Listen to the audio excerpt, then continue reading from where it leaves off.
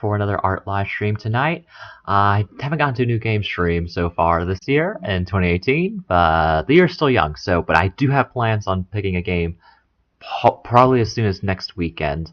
I want to do something in time for Valentine's Day, even though this is also part of Valentine's Day, a more like overarching theme where I'm celebrating instead of Valentine's Day, it's Palentines Day, Valentines for friends, or pals. That was a moniker that I wrote, but okay. Anyway, yeah. So yeah, pals, Palentine Day, yeah. So gonna have really lots of fun because I've been doing this new thing that kind of happened naturally. That I started drawing gifts for friends where I was thinking, kind of drawing their characters interacting with one of mine, typically my Wolski character, because I like drawing him the most. And it just kind of, started to become recurring in the first few posts of January, because I was thinking, I want to draw, it's, January people always, it's kind of a depressing month for, the cold, the lack of sunlight, Valentine's Day coming around the corner, and people feeling like losers if they're not with someone. And, I just wanted to draw some, like, positive imagery to kind of, lift people's spirits. And so I then kind of thought, that would work into, into Valentine's Day, but then changing it to Palentine's Day, because I really want to say with these, pictures, these streams, that you don't, just because you're not, in a romantic coupling, you're not coupled up, doesn't mean you're lonely. You still have your friends and your other relations, and you can still have a good time. You don't need a mate and all that Valentine's Day mess. The chocolates are nice though. Oh, I love the Valentine's Day chocolates. So yeah, okay. So right now I'm gonna be working on 2 tonight. See how far I get in them. I need to do a line art on all of them. This one is called Jungle Selfie, where it's my character in his jungle attire. I worked on this picture in the last stream too, and I posted it. I think I posted on DA, but I'm not sure. I need to post it to a few more places soon. And this friend's character, Max, who loves, he's what he brought me on to, jungle characters, and I've been drawing his like, we've been drawing together for years. So this one's gonna be fun. And yeah. Someone's gonna watch. Yay. Okay. But yeah, anyone who wants to watch, so glad you all are watching and hope you have a fun time. Let me make sure people can hear me. Yes, they can. Okay, good. Yeah, still working on my setup and all that, still putting things together. So let me just kind of get a little bit of this for me, really, because you can't really hear it because copyright. See what I can do about that. I need to post these on YouTube later. It's fun. Alright. So it's going to be a lot of jagged edges. I'm going to be coloring in a lot of corners after I do filling in the art, the line art. Same thing for shading too. That's always tricky.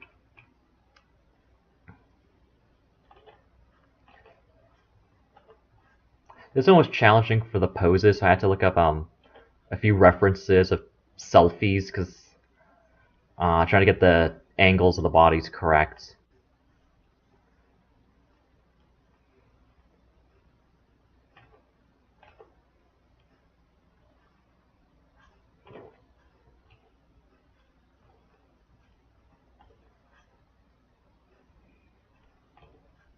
Funny how often I draw this character's spiky hair. It looks different almost every time I draw it. I mean, I expect it to look different here because it's shaggier than normal. But then other times it gets kind of weird. Like in this sketch, trying to get that hairline right. And I just kind of went with a very simple hairstyle for this character. I was actually talking to a friend of mine earlier today about my Wolski's character design. And of course, Wolski started as a human, and there's still a human counterpart that I need to play with more often. I barely touch my human characters, and I need to. And we were talking about, like I was saying, like, I always thought my character had too much of a simple design, because when I started out, I was a writer that taught myself to draw. Because like when I really started drawing about 2010, it was not pretty. You could look back to some of those, and for lesson on that, and just kind of kept practicing. So now I have some idea of what I'm doing. But now I'm a you know oh so now I'm a hobby artist that needs to write. Yeah,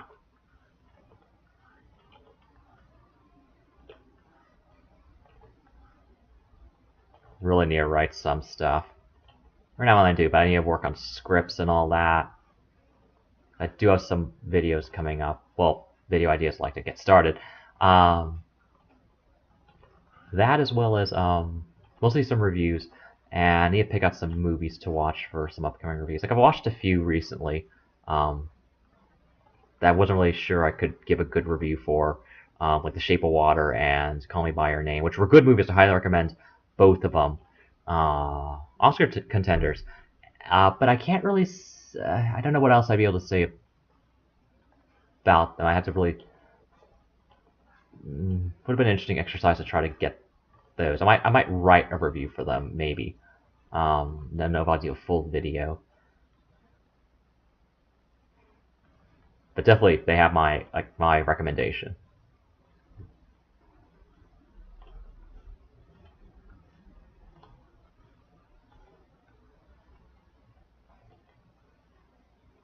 Ooh, okay.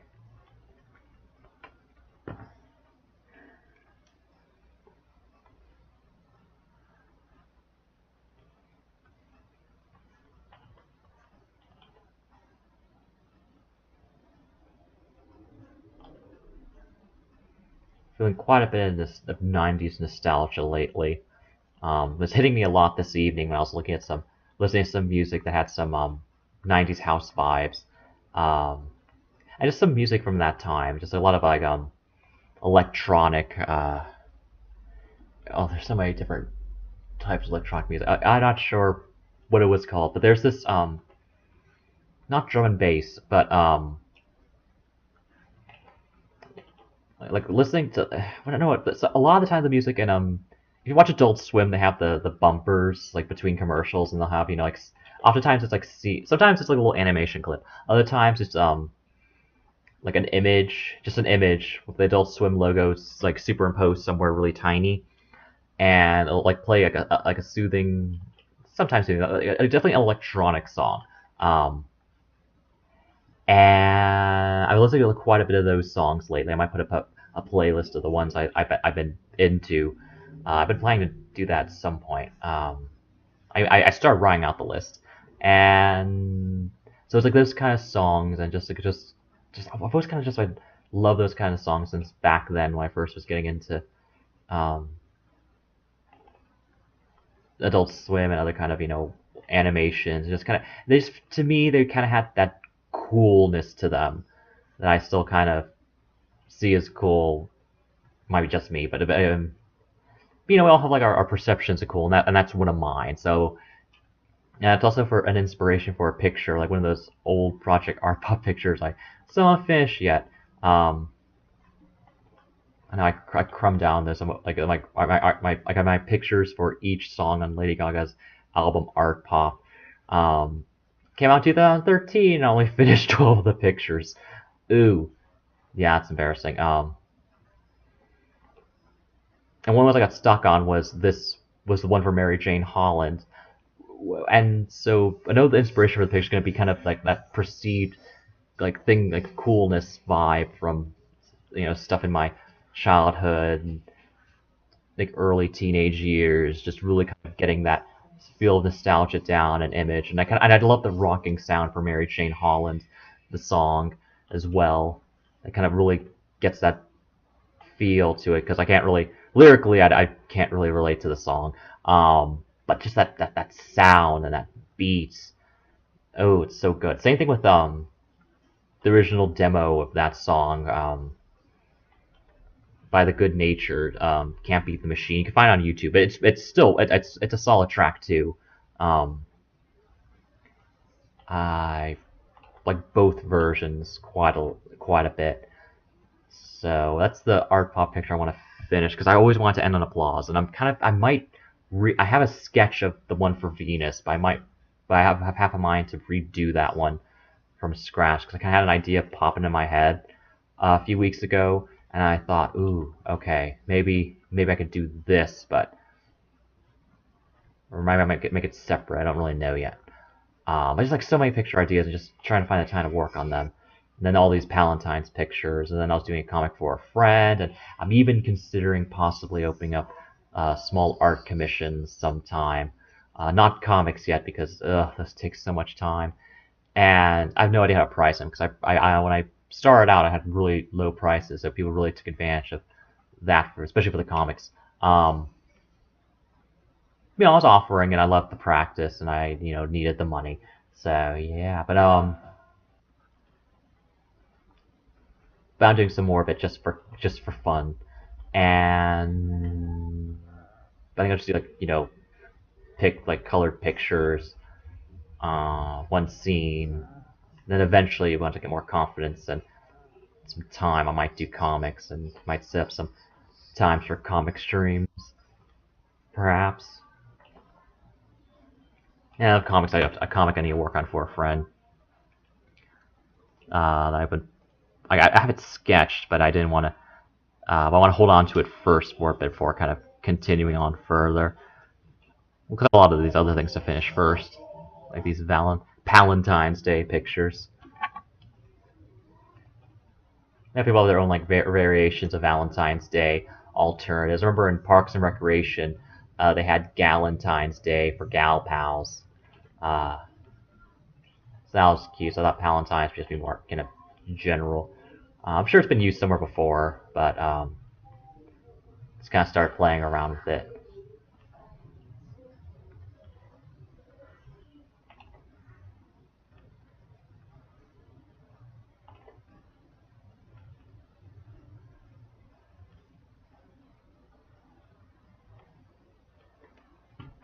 Just love that jigsaw piece necklace. Really need to get around to getting one in real life. Just hope that Etsy store is still open where I found one.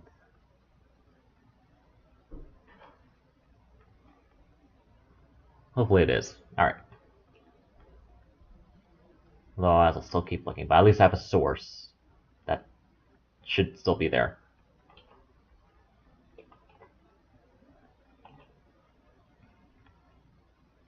So I'm not a big jewelry person, not for myself. The jigsaw piece, always something I wanted. Gold Jiggy from Banjo-Kazooie. Ooh, on a necklace. Ah, amazing. So that's art.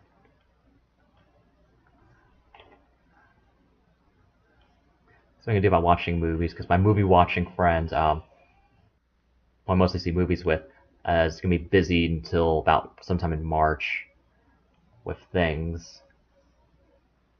I'll see what I can watch before then, but of course I need to work on some game reviews, which I haven't done in years. I might do some classic ones coming up. Certainly one for I'd like to try to do one for what was that game I played called? Oh, Ty the Tasmanian Tiger. Yeah. So we'll see. And then there's another game I want to play soon. Hopefully I can get something in time for Valentine's Day weekend time stream. Not really sure how I'm gonna work that out.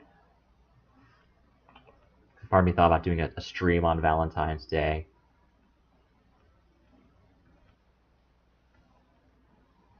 So I'm not going to be doing anything.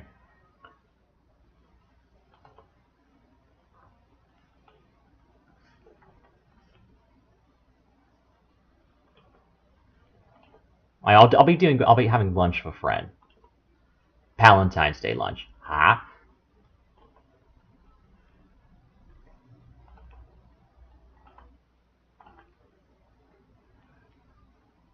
I really need to set up a time to view the room with friends. Maybe I'll be a late Palentine's Day sort of thing. Get together, watch the room. I still haven't seen it yet. Heard so much about it, and I really want to see it. But I've heard like first and foremost, it's best to see it in a group, either a group of friends or in a theater. But when it comes to theaters, it could be hit and miss because you might get a rowdy crowd, or people just like overpowering it with all the insider jokes. Like there's one because there are a lot of pictures of this one heard. There's lots of pictures of spoons and in one of the like the main apartment setting. Um, and when they show up, I think people throw like plastic spoons at the movie screen. So like things like that, like people just shouting out things and be kind of like what, and just so. So at first, I want to see a group of friends who haven't seen it yet. So we all haven't seen it, so it can be fresh for all of us. I just know like some general things, like there's some some sex scenes early on. Um, so fair warning, everyone. I'll get a fair warning, of course, because I don't want to freak anyone out with that. Um, so I know that happens. Um, quite a bit of nudity and a whole lot of awkward. And that one song, I do know about the one song from the movie. I don't know the exact title, but you can find it on YouTube. The R&B score for the room, and the fun one is probably, well, the most memorable one because it's not memorable in a well, I guess you could say it's catchy, but it's certainly catchy in the head-on applied directly to the forehead kind of way. Uh, and if you see it, you know what I'm talking about. The "You Are My Rose" song. That's a fun one. Ooh, message. My friend saying he's seen the room and he said, yeah, there's a lot of sex scenes, a lot of awful ones. So should be a fun watch. Yeah. Sex scenes and cheap R&B. I think those go hand in hand a lot of the time.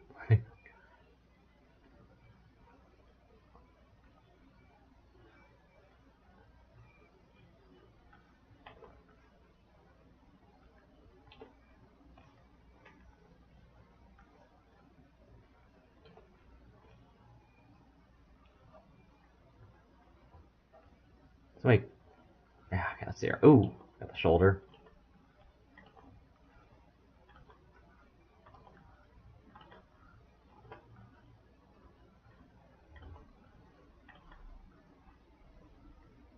Got my Discord open. I was doing a thing right now where I have the app open, but it's not giving the sound notifications. I don't know why that happens with Discord, where sometimes it just stops making the sound. Like you'll see like the message thing. No, he's mentioning that the director, Tommy Wiseau, as we all know, wanted the sex scenes to be artful. It didn't turn out that way, but guess you can save points for trying, maybe. That's a weird thing too about the room, from what I heard, is that there's a lot of not even trying, which is kind of fascinating. Like, that's a point people make where there's a lot of stuff, like there's stuff in the movie that is really like half baked and just not like it's a passion project with a shockingly low amount of passion. That's what I've like. That's the gist of a lot of it, from what I hear. Yeah. Was I talking about the '90s a bit? Oh yeah. Remember that I was just looking at some old Nintendo 64 games. Oh, that was my console back in the day. Like it wasn't my first console. That was SNES, but Nintendo 64 is the one that I really got me into the groove of video games.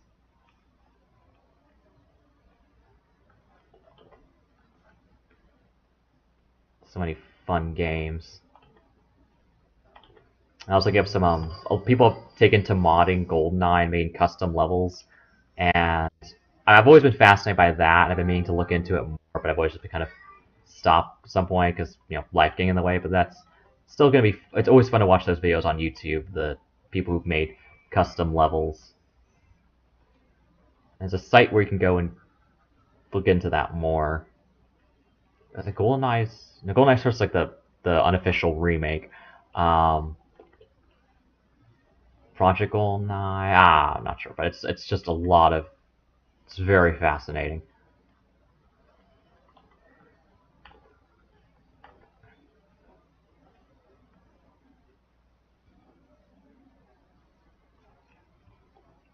What was I even? Oh yeah, okay.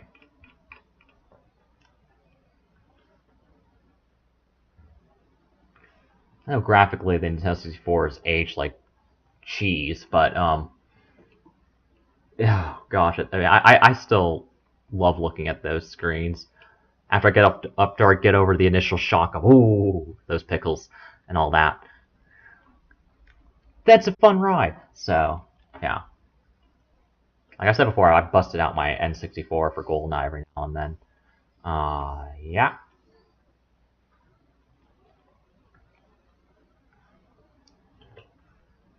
I like to play it some more friends. Though it is, how badly it's aged. Playing that on a modern day HD HD TV is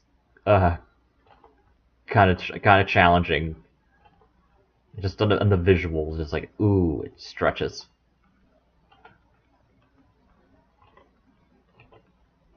Then of course the mechanics and that albatross of a controller. Um,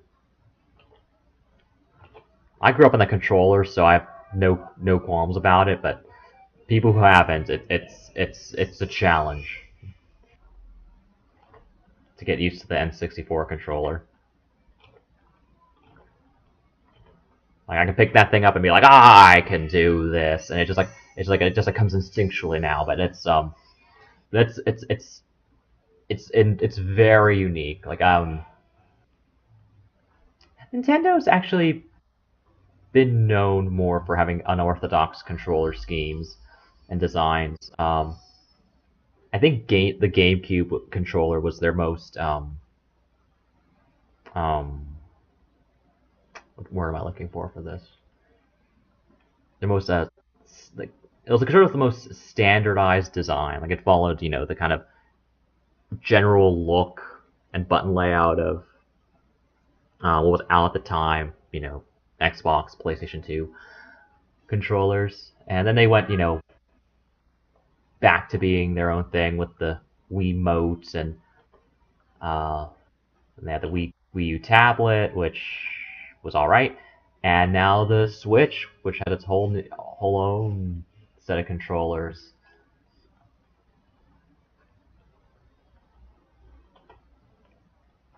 No, gotta give Nintendo props for being different. I say when it comes to their controllers, might not always hit, but they have. I mean, definitely have a distinct feel.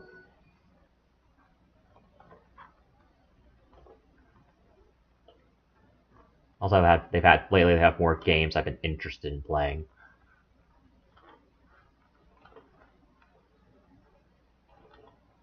Uh, like I have no attachment to my Xbox Live score anymore. Uh, Mostly ever since I got had some issues with my account about not even 2 years ago, but just had just a mess of a thing, and I so barely touched my 360, and I don't care about adding to the gamer score or any of that. Just that was a hook. That was definitely one of Microsoft's hooks to keep you um oopsies as a returning customer. Was that gamer score? And definitely the sentiment of now I want to do that with lighter, thinner line. Whoops, my foot hit. Oh, okay. Forgot where I was going with that topic. Oh, yeah, I don't. I'm keeping up the Joneses in terms of gamer score, and just ugh, I was falling into that trap, and I'm kind of glad the whole account issue. Well, okay, I can't say I'm glad that happened because it had to go through a bunch of hoops.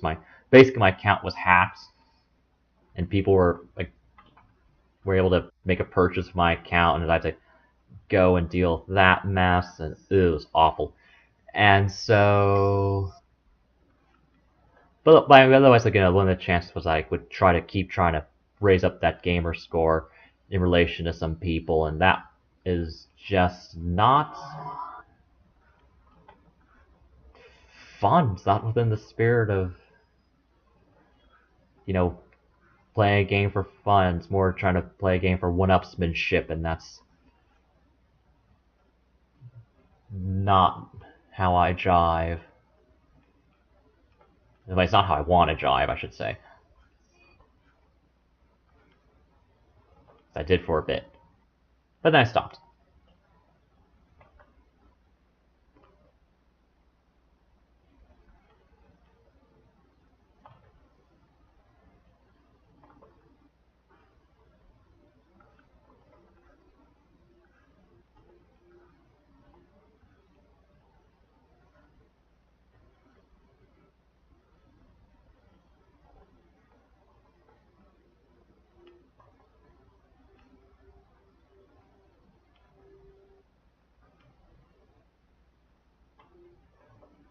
So many spikes.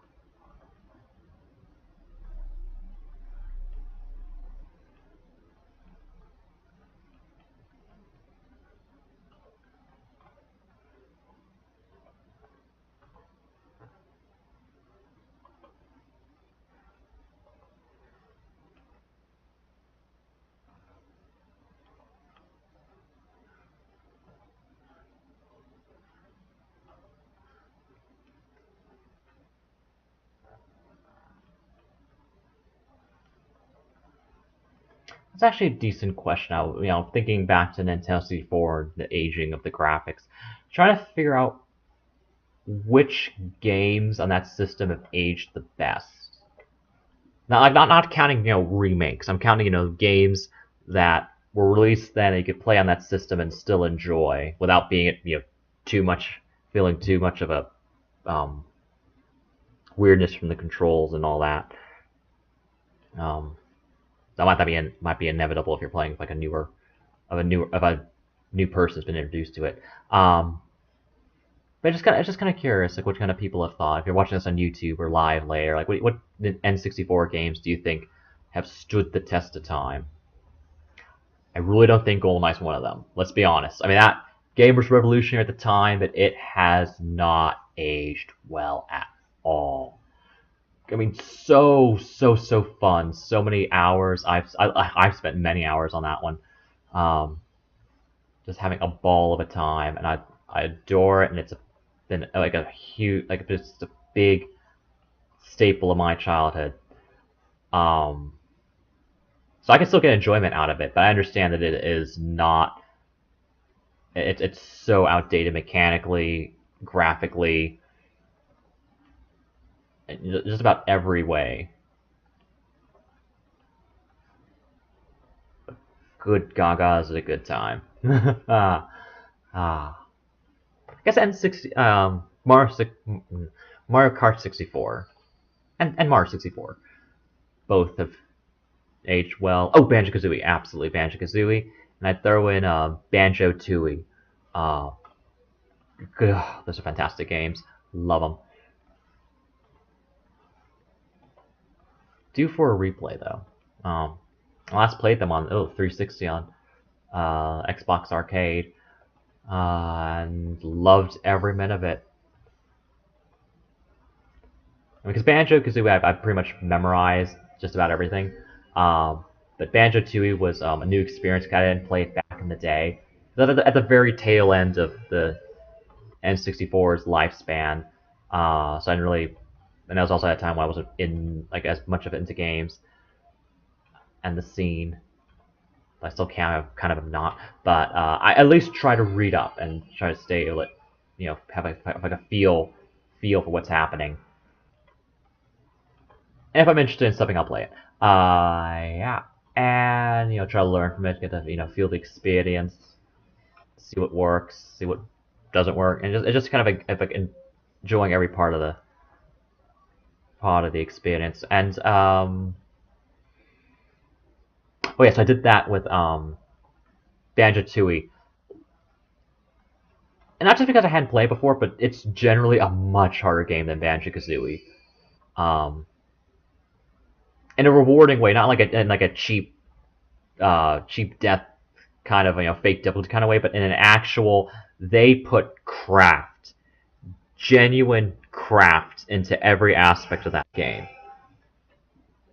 It's impressive. So I highly recommend if you get a chance to play it on the virtual console, like not virtual, well, Xbox Live Arcade, the download, or as part of that came out a few years back, the rare collection package. I highly recommend Banjo Kazooie and Banjo Tooie. Banjo Kazooie because it's the much beloved one everyone remembers, and Banjo Tooie because it is hard as nails and amazing.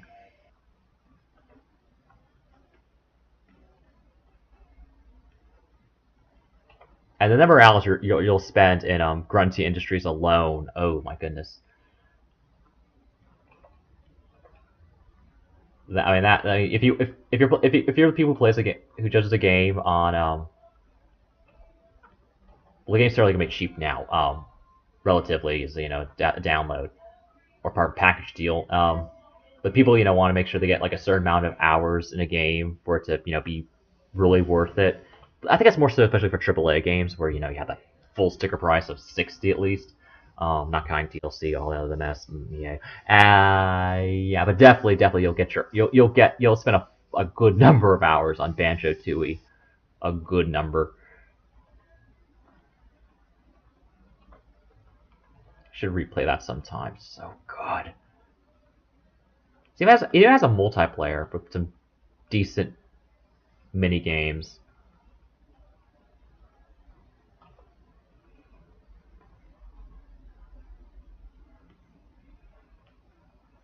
It's also fun playing that after play.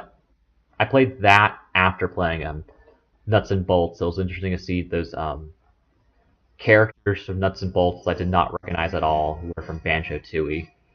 Like one of the big ones was Wamba. Her design is dramatically different between Nuts and Bolts and no between Banjo Tooie and Nuts and Bolts.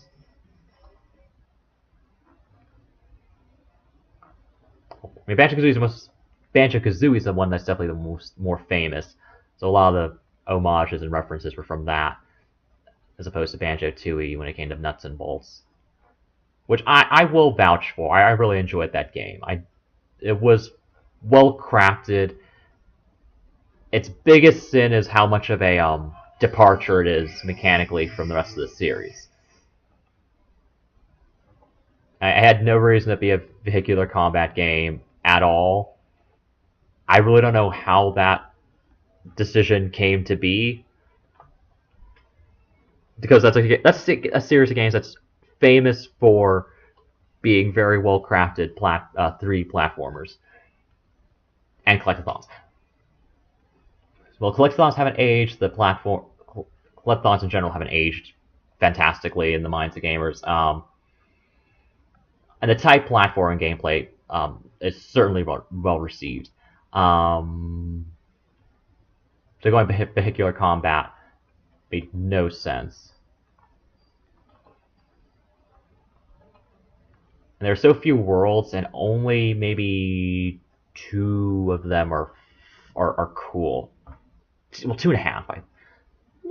Three. And I just know that Coliseum is kind of open space and garbage. I mean, it's Coliseum, it needs to be, but it's the Coliseum and Nuts and Bolts is the just probably like the most uninteresting design out of all the levels in that one, in that game. So that was a hit, just how boring like the being in that level was. At least I kind of like sandwiched it like towards the end. It was like the second to last world you had to go to, and then the worlds right before that were pretty amazing.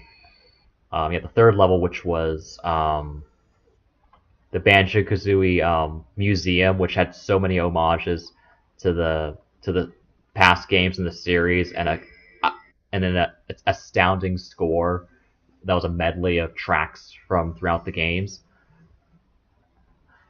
And it was just a fantastic to just look at that level and just so that was pretty amazing. And then right after, so the Coliseum was the fourth one. Then the fifth and last full level was not counting the DLC or whatever that I didn't even play. Was the alien level, which was cool visually, but I just remember it being big and having the hardest challenge. Like that's when the difficulty of the game really spiked up, was when it came to the alien world level.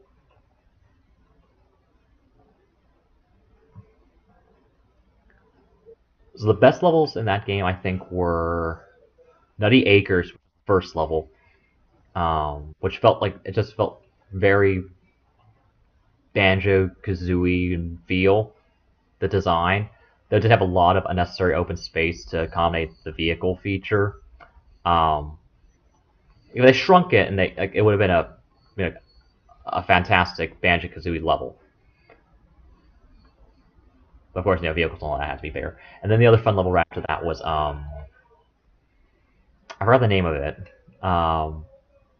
It like takes place inside a giant computer and has it's very neat looking. All the motherboards and electronics and circuits. It's really cool.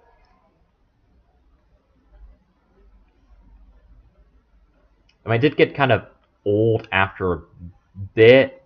So you kind of like at that point in the game, you're like, if you hadn't been turned off already by the mechanics. Oh, and I love the hub world in that game. That game had a great hub world in Showdown Town. Oh, that was fun. Love Showdown Town. Then nothing can compete with Grunty's Lair when it comes to hub worlds. It's like if you took Peach's castle, made it gothic and cartoony at the same time, and you have a recipe for a really cool place to explore. A lot more interesting puzzles too. Like that's what I'll say. Like the Nintendo, like Mario 64 was the codifier when it came to 3D platformers, particularly on the N64. But Banjo Kazooie refined it.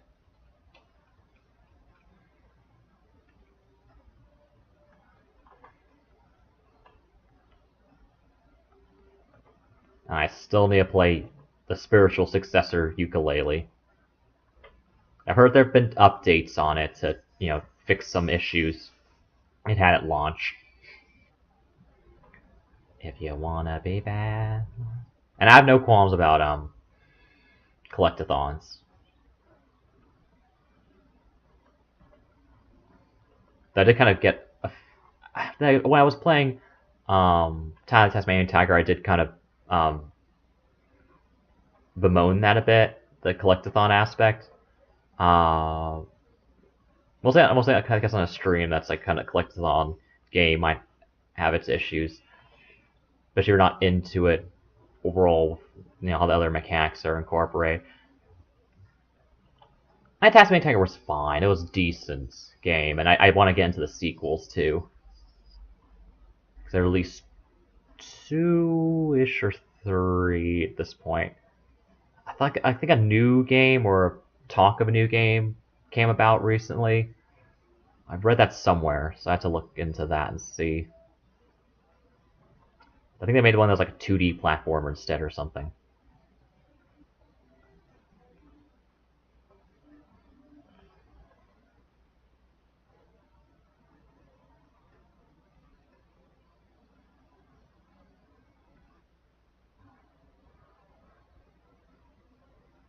Here the here the Tiger games do get edgier after the first one.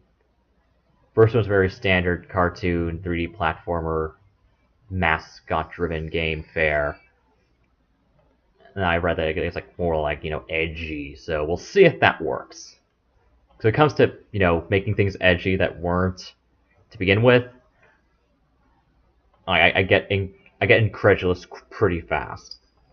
But it was handled badly. Like a perfect example of it being handled very badly is Shadow the Hedgehog, the most legendary hard-boiling disasters in gaming. It didn't help that the game sucked, but yeah.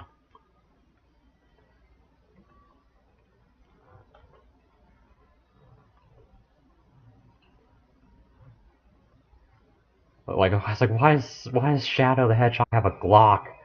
Jesus, Lou. That's so weird.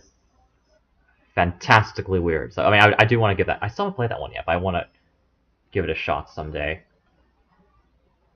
just for the bat stuff craziness of the premise.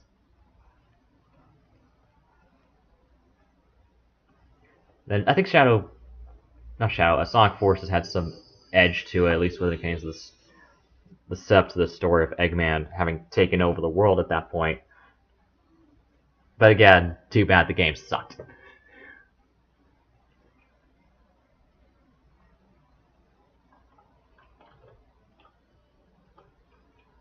I still haven't played it myself, but from what I really was curious to ask some friends about, and they said it's short and the controls are garbage, which is probably a lot of Sonic games, particularly garbage control part.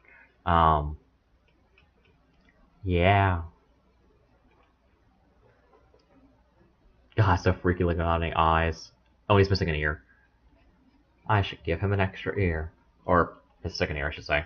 Yeah. So I do want to give Sonic Forces a shot when it's on sale, just for the novelty of making a Sonic character. You know, people have been wanting that for years.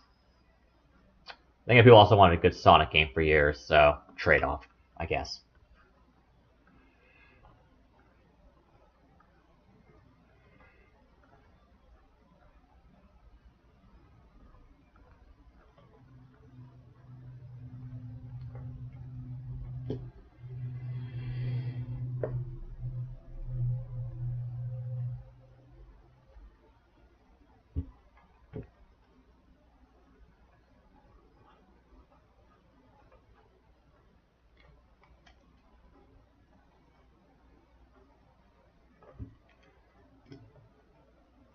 Messages.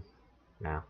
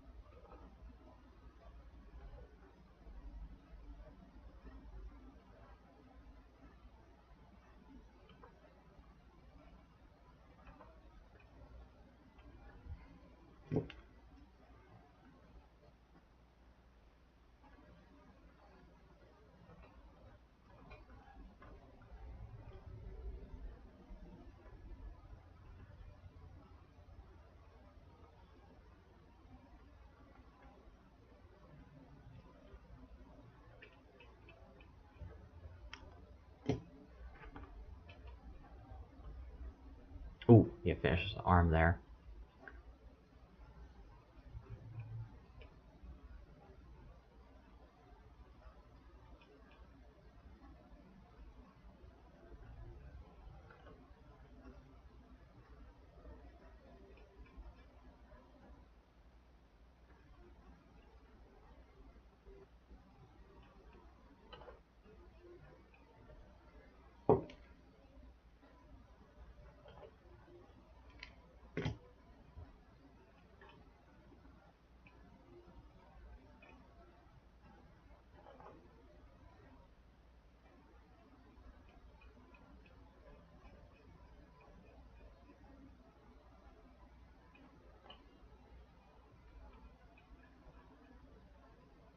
Ooh, we have to fix that.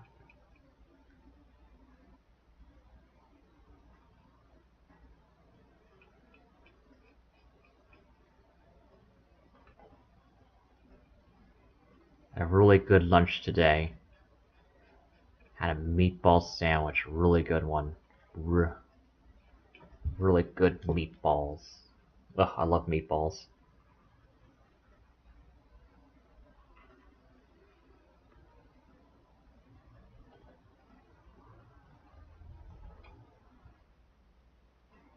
I really love good meatballs. I've had some subpar meatballs not too long ago. Um, subpar for me at least. I wouldn't say I'm a meatball connoisseur. I just have a good respect for a good meatball.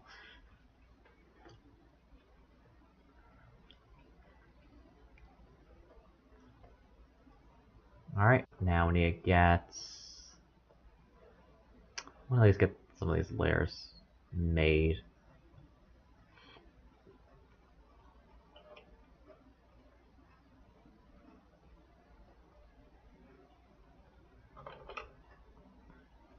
Yeah.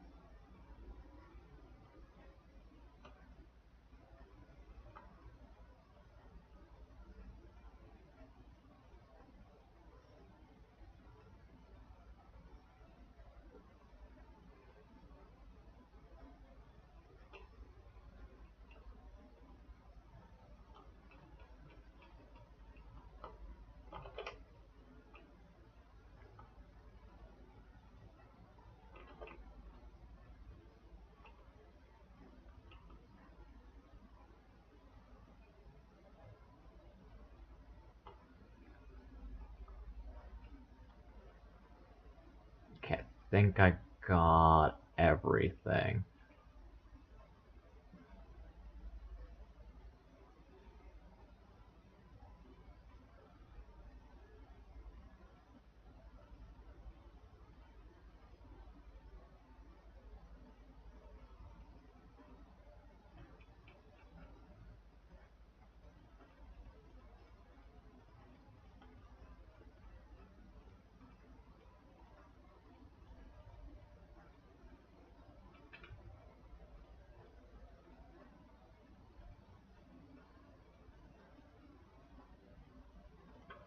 Alright. Since I'm here, I might as well get some of the color in there.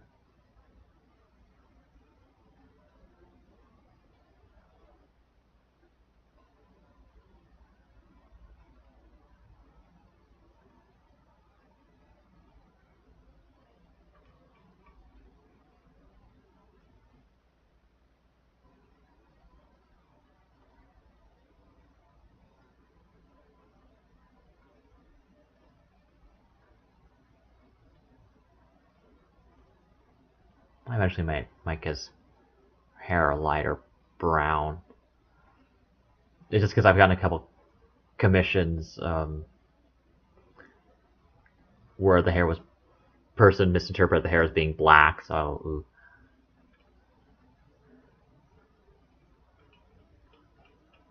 Just the thought.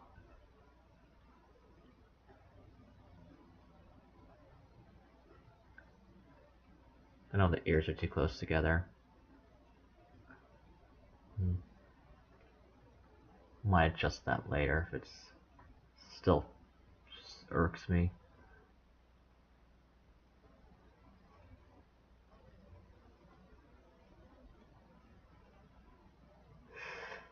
There's part of the shirt there. Okay. Alright. Like, adjust that later.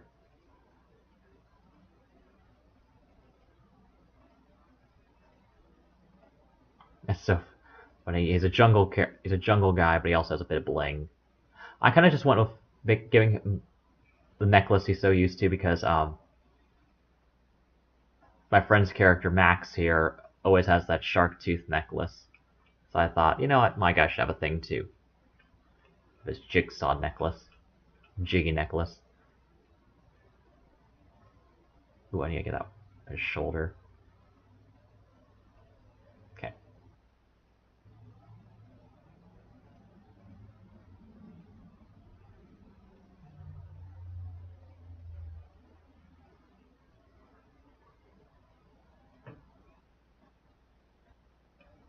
Ooh, I forgot to draw on his ears. Wow, I can't believe I forgot that.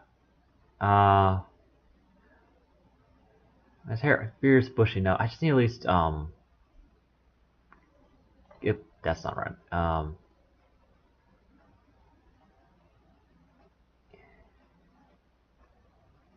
Show them the side a bit here.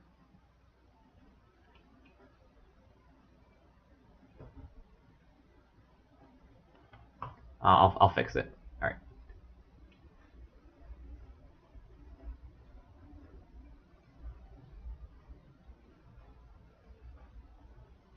Why would Jungle Men have a camera? I don't know. Or smartphone. Whatever. Anyway, yes. Okay, now let's get some basic shading.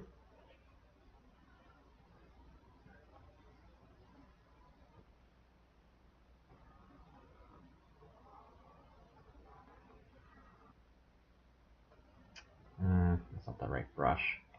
I don't think it matters the difference between. Well, the only not with tech. I don't think there's a difference between the soft brush and the shade brush. At least when it comes to texture, there is when it comes to coloring.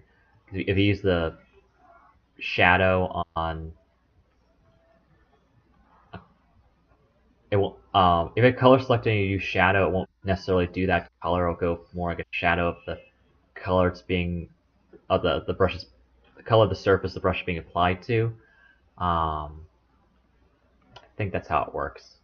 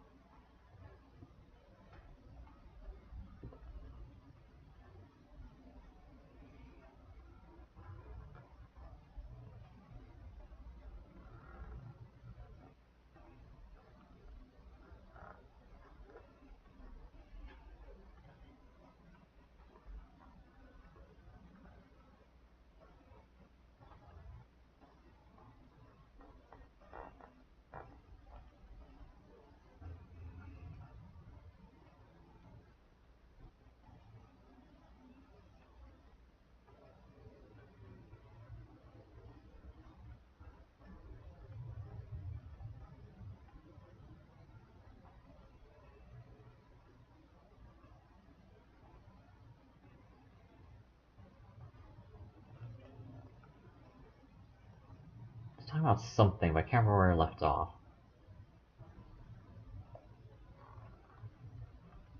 Oh, shading. Yeah. Okay. That's what I'm doing. So.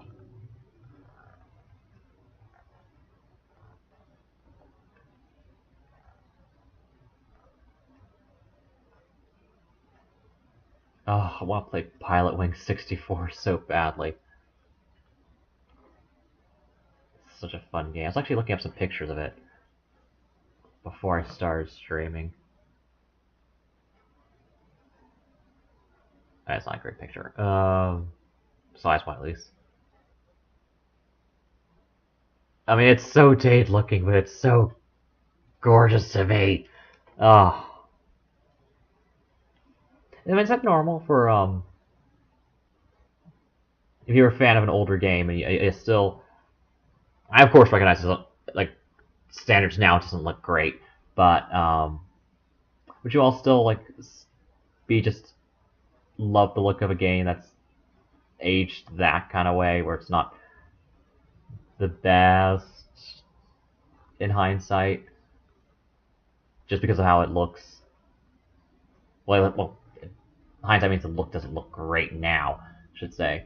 A game still plays fine-ish. Definitely look at that when it came to GoldenEye, because again, that just now the game doesn't look very good, and it plays, but it's so fun still. I mean, I guess that's normal, just to really kind of that. It's not just like nostalgia calling. Nostalgia calling would be like it's like you would say it's as good as it was back then. I mean, I'm not making that argument. I'm just saying it. I myself still enjoy it, but I understand its um, flaws shine brighter now. Um,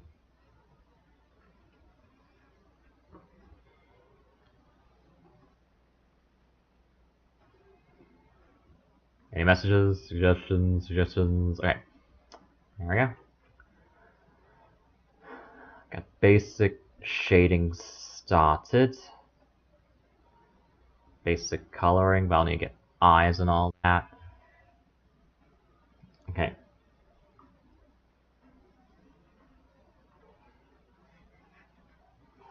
Let me at least get the eyebrows and eyes worked on now. Now, of course, I'll just color in all the corners, put in the face paint and little details. I want to do a little bit of this one too. Also, I did one recently. Let me see if I pull it up. I need to post it on DA. I posted it elsewhere. For another Palentines Day picture. Something really cutesy. Friend's character is on the left. My character on the right. Kind of like the Valentine's one. Just different circumstances. Yeah. Alright. Let's get to this one. Well, no, not that one yet. Let me get some... Turn off the shading. Get my basic pen right with... Okay.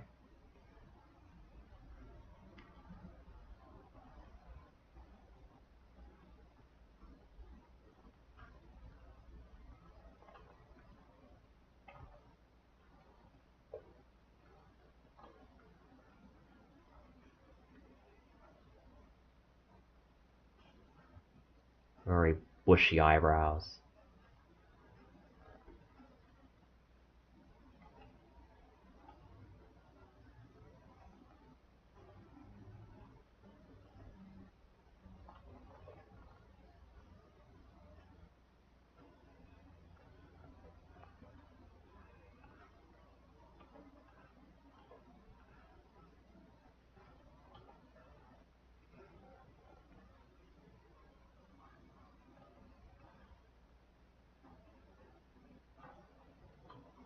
Artist who owns this character is a very specific way he does eyes that I'm not great at doing, so I'm just going to give him eyes in the style I typically do. So I kind of tried to adopt the style for the guy on the left for this one, my friend's style, for both characters.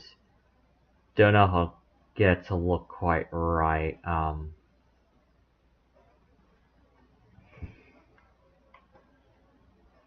he had definitely more of a cartoon look. He has amazing line art, very distinct, thick lines with his works. Friend here with his. I might try playing around, giving my using a thicker brush for when I do line art for that picture. See if how it looks at first. I don't know.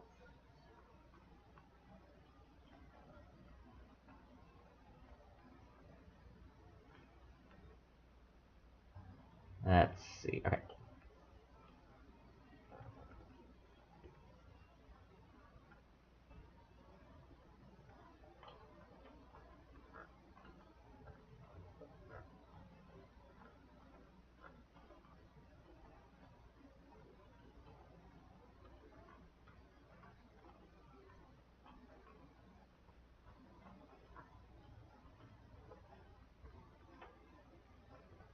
It's Saturday. I might record the on Toonami the airing of Dragon Ball Super. I'm not watching it regularly, but I do find bits of it curious to watch. I mean, I guess when it comes to Dragon Ball in that universe, I really like the characters. I like it in a weird way. I like the characters, but when it gets to the endless fighting, I'm kind of find that less interesting. I really enjoy seeing the characters interact with each other outside the arena. Kind of just had that feel since I was younger. Since I was young and actually got into the show, I watched it for the characters, not so much the fighting, which I know is not the case for a lot of people. But I think for people who've been fans, like the harder fans, love these characters for who they are, and the fighting, of course, is what made the show famous. But having those characters that stick with you really was what helped that show's longevity and giving it the legacy and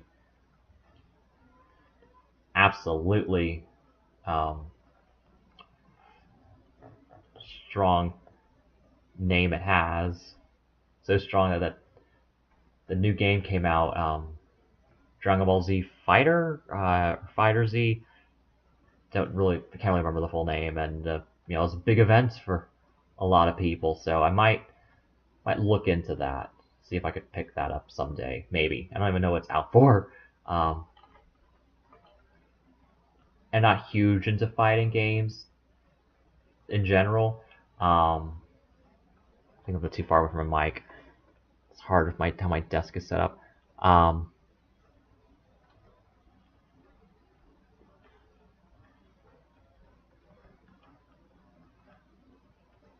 I listening to? Hmm. That was a minute longer than it has to be. Anyway, yeah, I just heard some of the newer things I've been doing with that game. Yeah, so Dragon Ball Super might be, it's just fun to catch every now and then to see the characters. So, yeah, like in the episodes before the fighting happens. Um, I will never understand for the life of me the decision to adapt two movies, one of which was very well received, as full arcs in Dragon Ball Super. They adapted the movie Battle of the Gods as well as Resurrection F. And I heard Resurrection F was okay, but not great. Battle of the Gods is often touted as one of the best DBZ movies, which might not sound like much because a lot of them are garbage. But that one's good. But I don't know why they decided to stretch them out into full arcs in this new anime. It just seemed pretty unnecessary.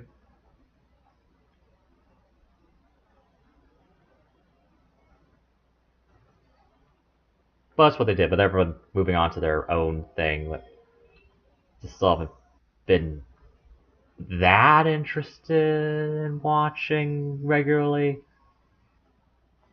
I always check online whenever I want, but I'm like, eh. Anime such watching anime is just a time commitment.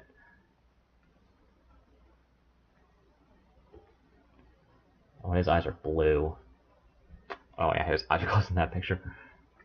You find a reference of him. Let's see here.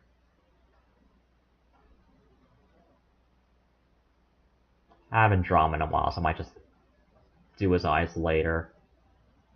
Because I don't know where I have a reference of that character.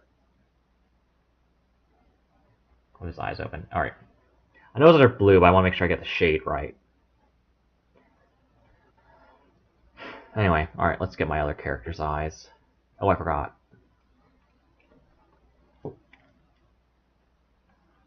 Yep.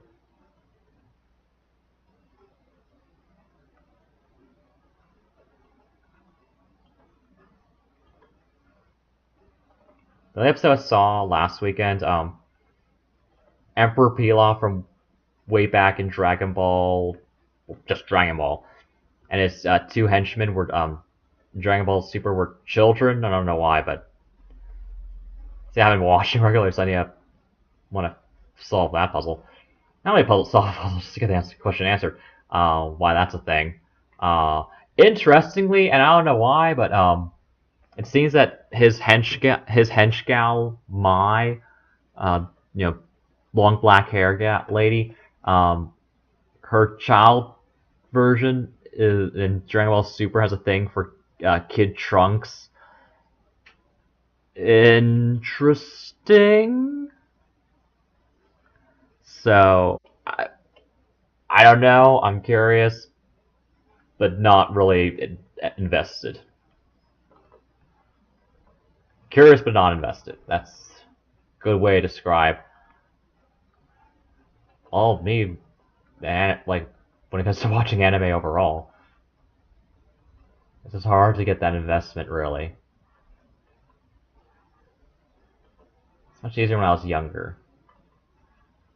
I just had more time or different tastes. I both.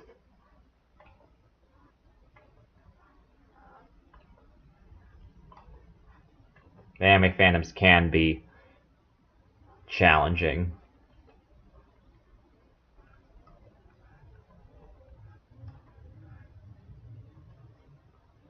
That's why it's best for me to kind of keep my distance from all kinds of fandoms, even things I really enjoy. Just, ooh.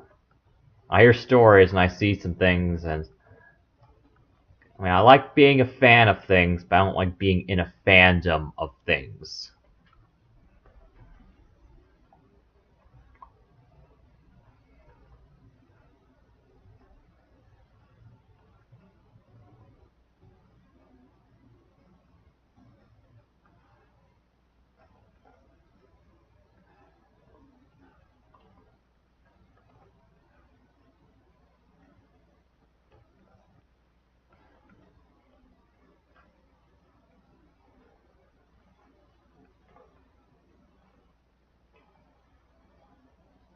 Oh, I got a message.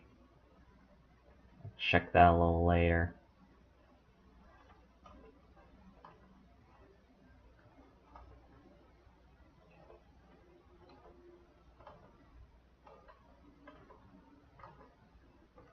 Check out my phone, maybe? Oh, yeah.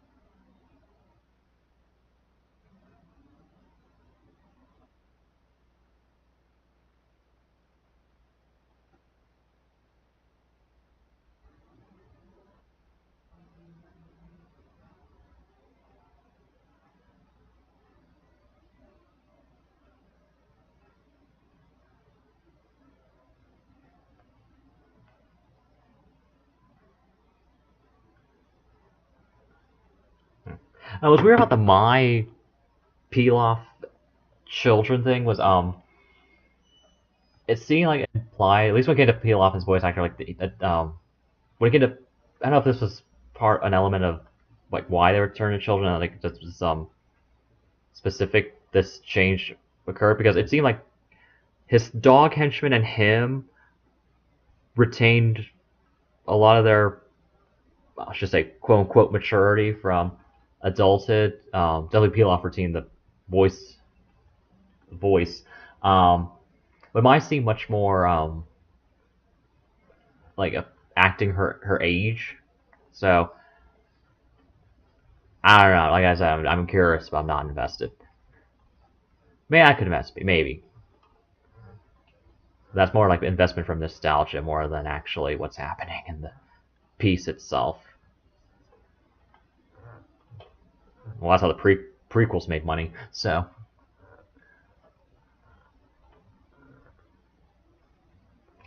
shots fired.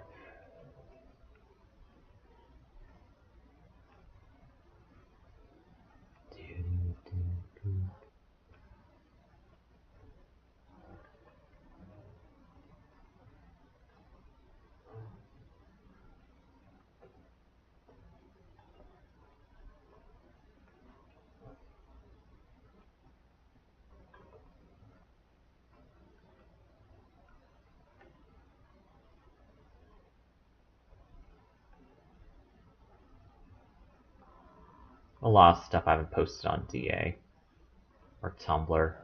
I'll try to post at some point.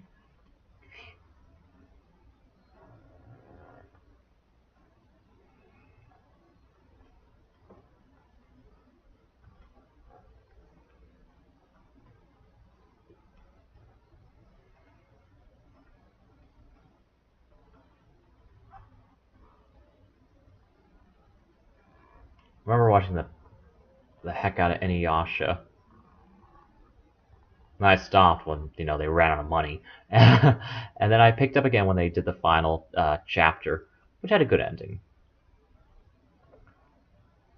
And there's one episode I couldn't really get behind it. Well, the ending was okay. Well, it was good enough, especially because I just wanted it to end. At that point, I was just like, be over already. Not exasperation, just I wanted the closure. I guess you could say exasperation. That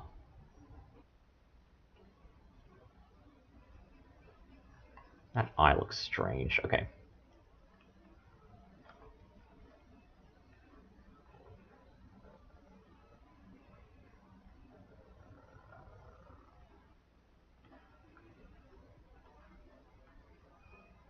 That's funny because that final chapter dragged itself. It's like the show in general dragged, but the final chapter dragged too. Because I guess they need to get closure to everybody, but some people just got ridiculous. Um,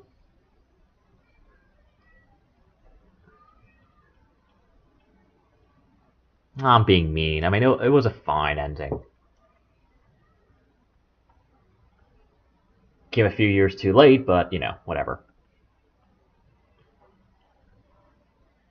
Just it's hard to talk about Inuyasha because that's also a show that's had its fandom taint a lot of the view of the show to more casual viewers, and from what I hear, and then of course just the glut of filler arcs and all the like.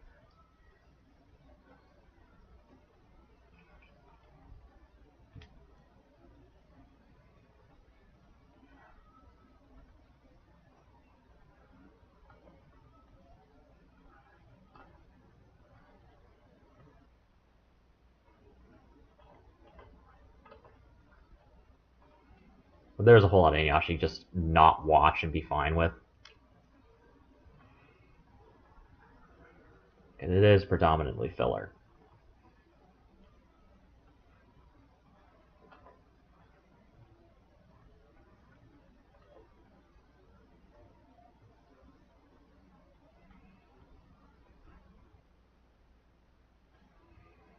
And it's really irritating because how forced extending the series feels a lot of the time. because they fight the same main villain throughout the entire story, pretty much. Like after like it was like Monster of the Week ish at the start, but then when this guy showed up, then it's like okay, he's the deal for the whole show, and that's when it got really kind of irritating. Where there are so many opportunities where if viewership was down, they could have canceled it then, or just gave it its conclusion then. It was definitely a show that was written as it went along. Um,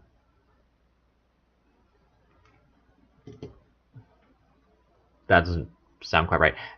It was a show that was what's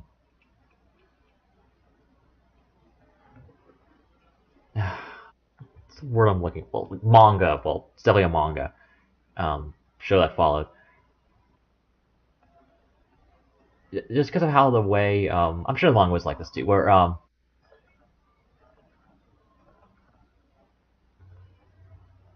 because they need to extend things, they would just have it. They would set it up for like, okay, this is how it could end now, but it was renewed, so bad guy gets away, and there's so many points like that in the show's run and manga's run probably too, if it because it followed the manga. It didn't deviate too much, just had the additional filler.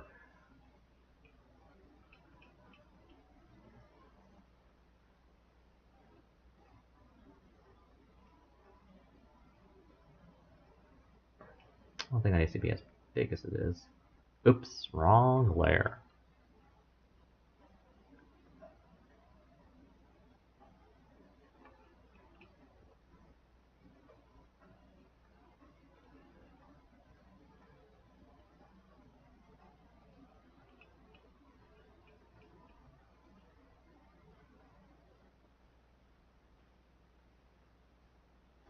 But overall, I do look fondly upon Inuyasha as one of my first animes I watched.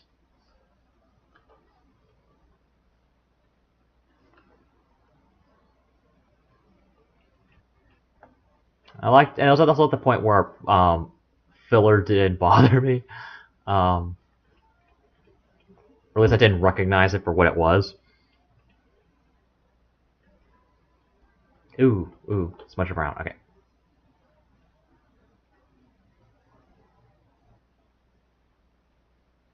Well, then there's the paint, face paint.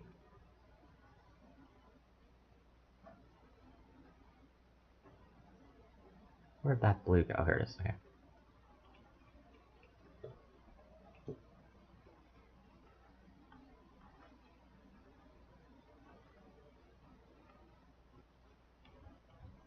I'll say give him an ear.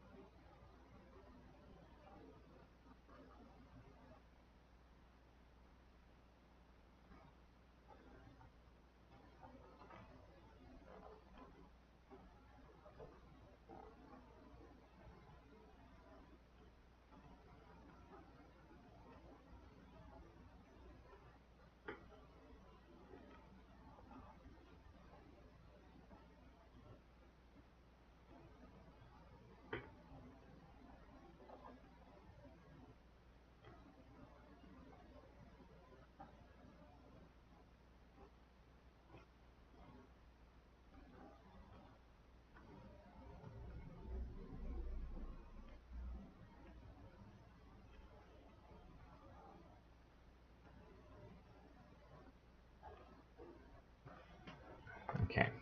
I think that's good for that one for now. I really need to get some more work on it in a bit. But I want to get started a bit on this and kind of shake up what you all see.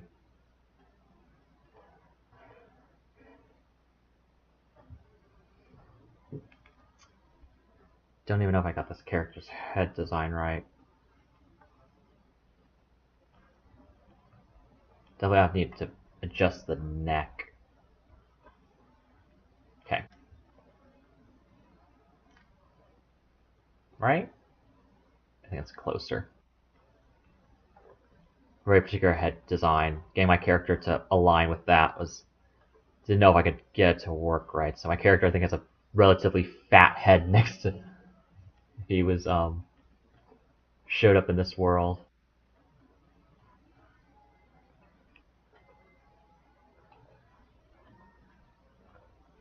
I think the lines are fine. They are. Well, yeah. Ooh, wait. Oh, I'm in the racer.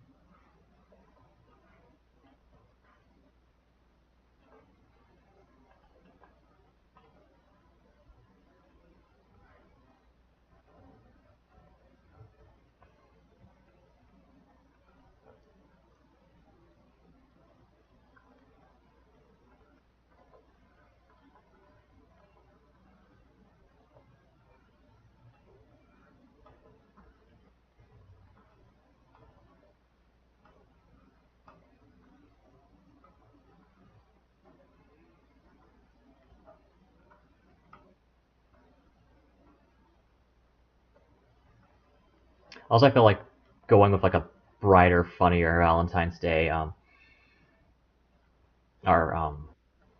Valentine's Day theme would be good because last year I did a comic that was meant to be black comedy, um, which is unusual for me because I don't do that as much. So some people thought it was meant in earnest, which made me feel very awkward because I was like, oh no, is this meant to be a joke? Most people got the joke, which was good, but some people just didn't see it coming. So this year I thought I'd just go something a bit more straightforward and lovely, but not necessarily romantic themes because no. I guess when this character on the left here is passing out Valentines, but they're Valentines for friends, like it did in school, which it's nice, getting those little treats.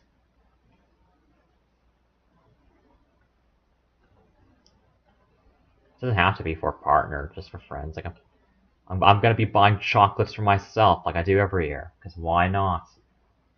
I like chocolate. I also like stuffed animals. So I might get one of those as well. At the supermarket today, and I saw some, and I was like, ooh, I love teddy bears. I always wanted like one of those big teddy bears, as a gift from someone. I like teddy bears. I do collect plush toys. Not as much as I used to, but I mean, like back when the day, well, back in my anime days, I did have not a collection, but I do have some anime themed plush toys and some Pokemon ones, which I still get because I still love Pokemon. But other anime, it's like, eh. I have some plush toys from anime I don't watch. I do have two Inuyasha ones actually.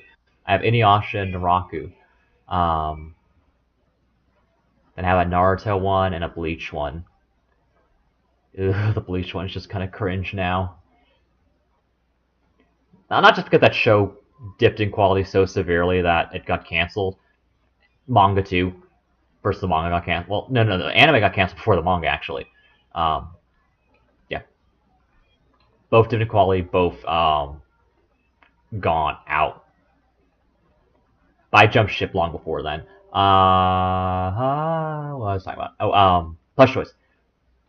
So it's just a bit embarrassing to have that one. It's like, ooh, okay, I don't like this show anymore or this character, and it's kind of kaput. So yeah.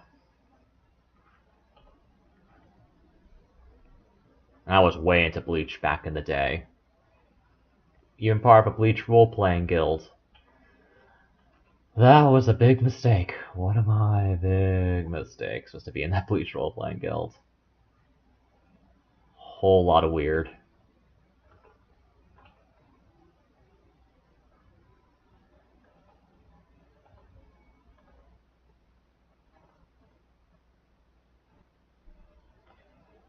I will say it did give me a lot of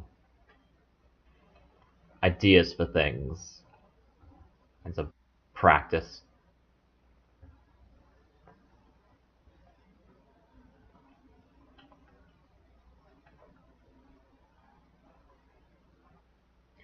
See how much further I can go in this stream before calling it.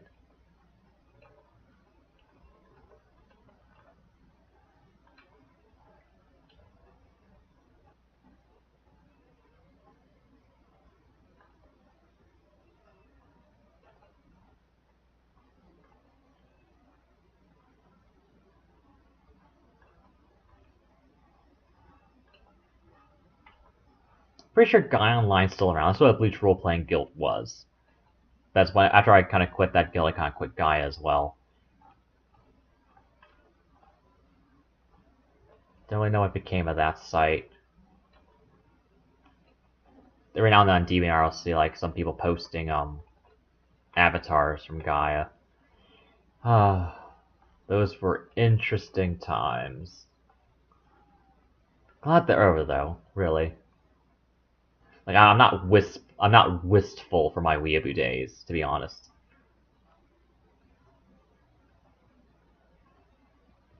We'll just want to get back to studying Japanese.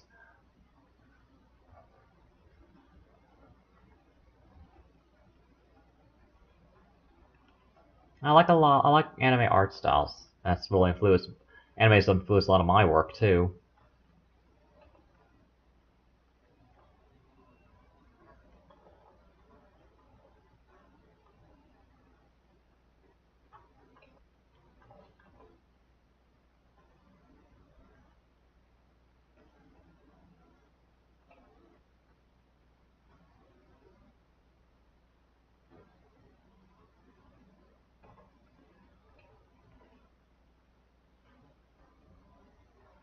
Interesting that my character's gonna have 5 fingers, but this one only has 4 on a hand. I might trim it, like make it 4-2 to go along the world. I like trying to practice other art styles. My friend Stringham's amazing at that, at replicating other art styles in his drawings. Like his fan art, I love seeing him draw fan art.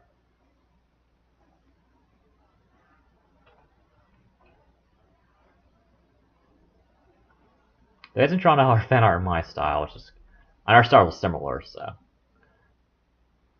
he has to make his characters have bigger eyes, really, and lots of smiles. Ooh.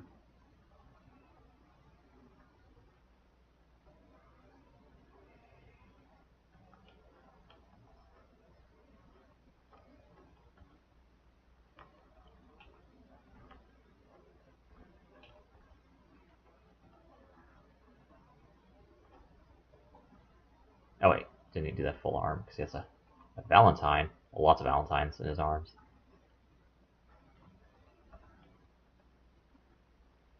His inspiration for his picture was that scene in the SpongeBob Valentine's Day special where he's just kind of frolicking and tossing, and giving everyone, I shouldn't say tossing.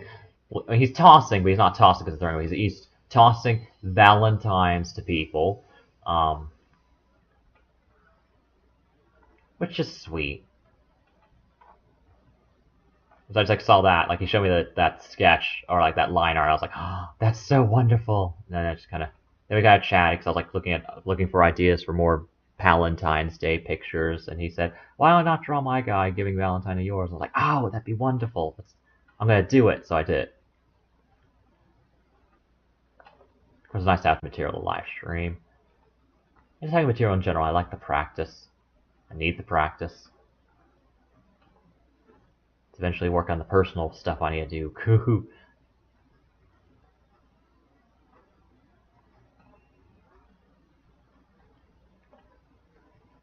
At some point, I'll get to drawing humans again, but that point has not come.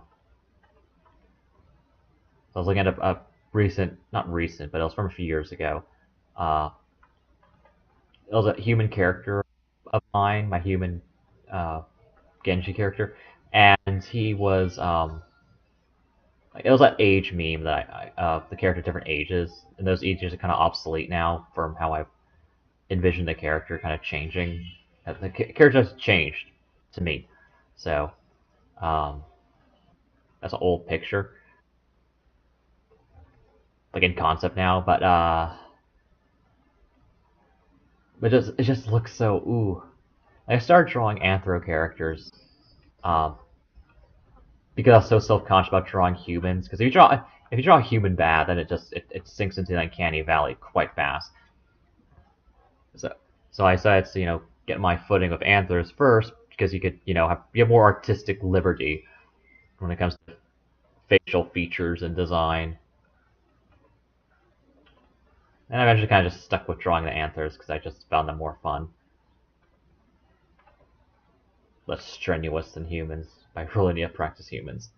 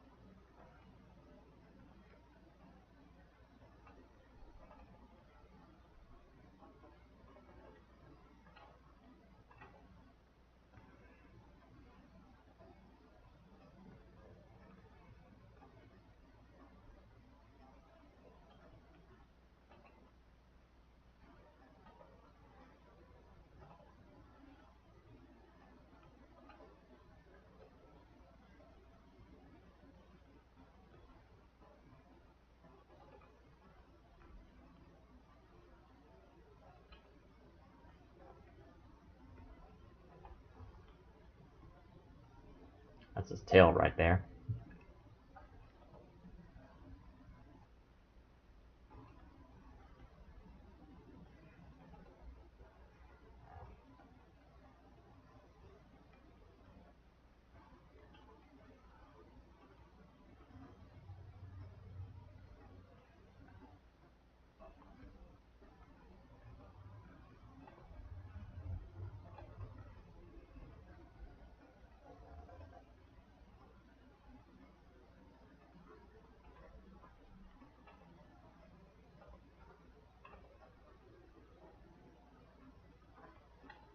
Yeah, I'll give him three fingers.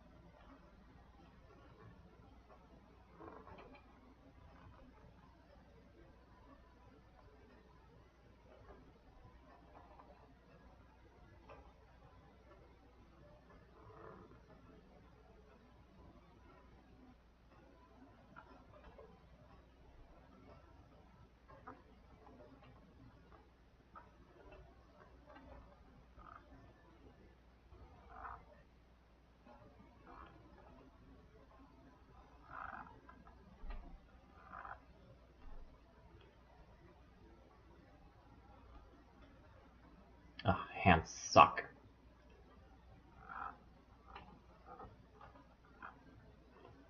They suck when you have to draw them.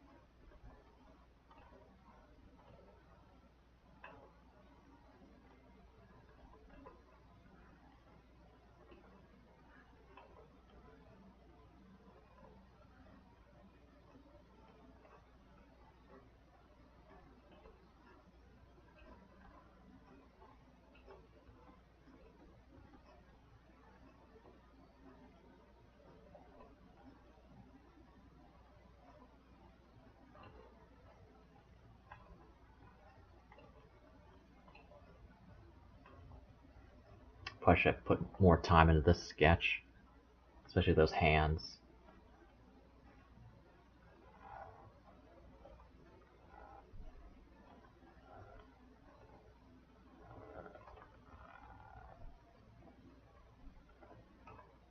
So try to finish at least one of these tomorrow. Post it. And post some along with some other things.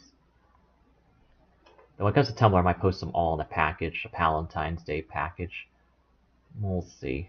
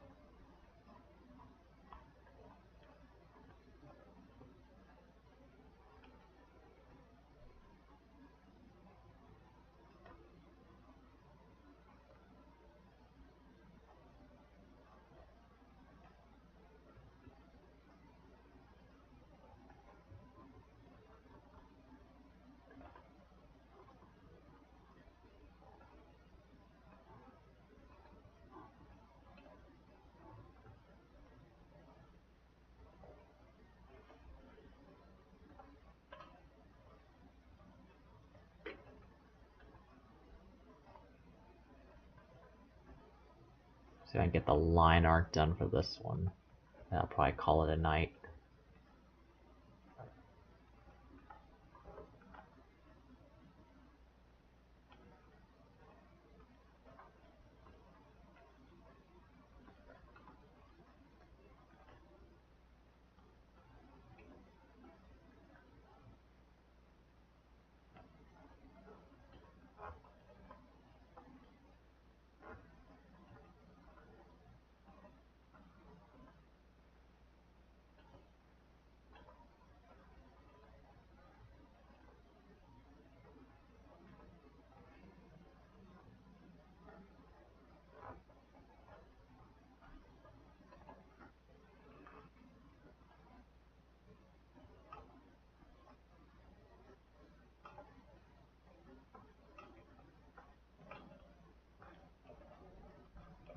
wrist is starting to feel a bit stiff.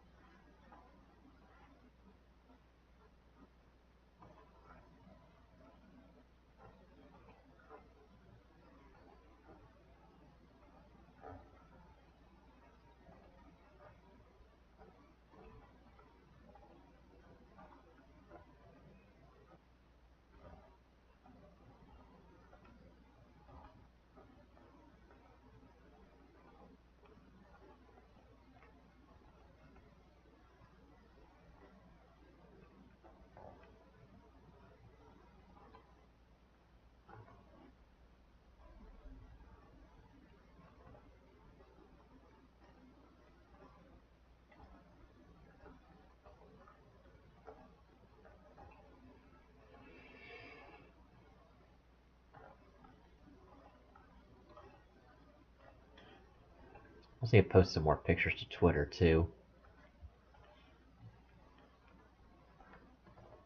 I often forget about my Twitter account.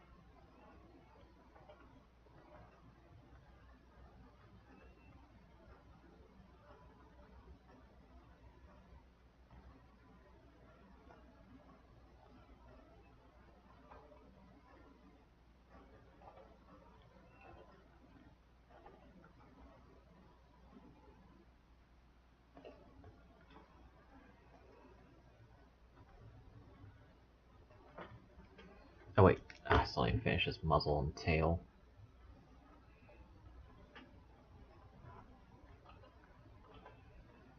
I've drawn this character so much lately, I'm gonna need to really go into some other characters. And I did a little request for a friend of mine too, again of this character. So, yeah, my Wolfski's got a lot of attention the last month or so.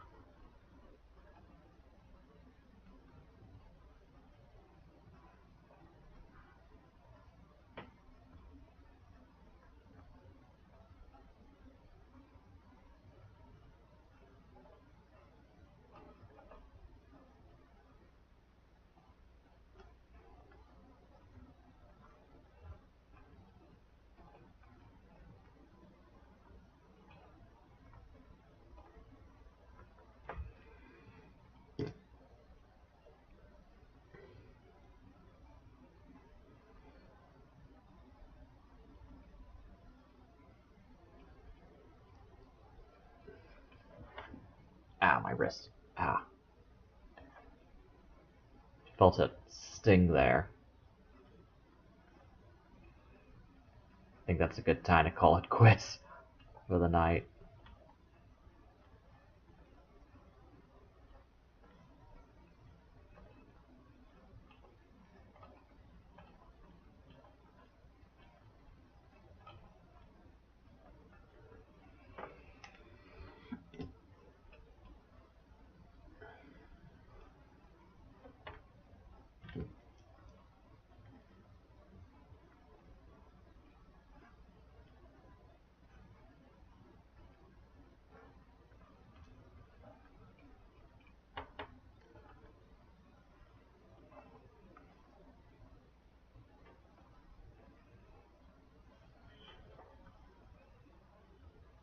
Oh yeah, the Super Bowl's tomorrow. I'm not gonna watch because I do not care. I'm not even interested in the halftime show this year. No offense, to Justin Timberlake. It's just he's never really been an artist I follow. I like his song "Suit and Tie," but that's about it.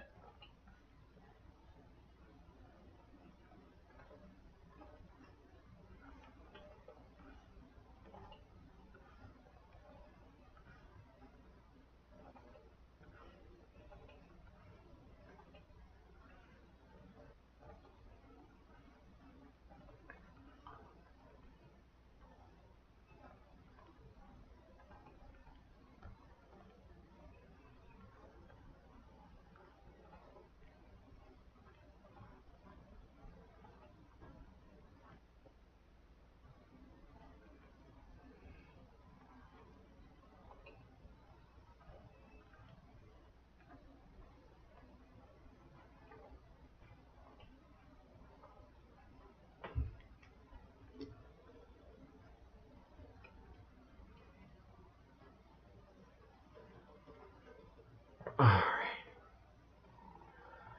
I think I think that's a good place to stop. I really gotta stop. Ooh, oh, okay. Yeah, feeling stiff in my neck too. All right. Well, I really want to thank everyone for watching live or on YouTube or however you see this. It's always a pleasure. Always happy to be drawing, and I miss some bits here and there. Um,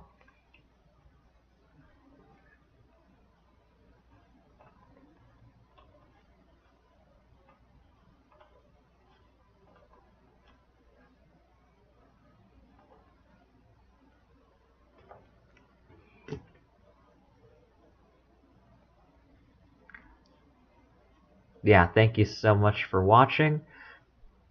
Hope you guys stick around for more streams. Follow me on YouTube, Gaming Genji on YouTube, and Twitch. Follow me on Twitter, on DeviantArt for and Tumblr for pictures and stuff. Super Genji on DeviantArt though, but Gaming Genji everywhere else. Uh, yeah, had a lot of fun, and I look forward to the next stream. We'll see what happens next weekend with my idea for a game, uh, and some other stuff. So, and seeing if I can get something on Valentine's Day or not. But yeah, so thank you so much for watching, everyone. I'll see you all next time.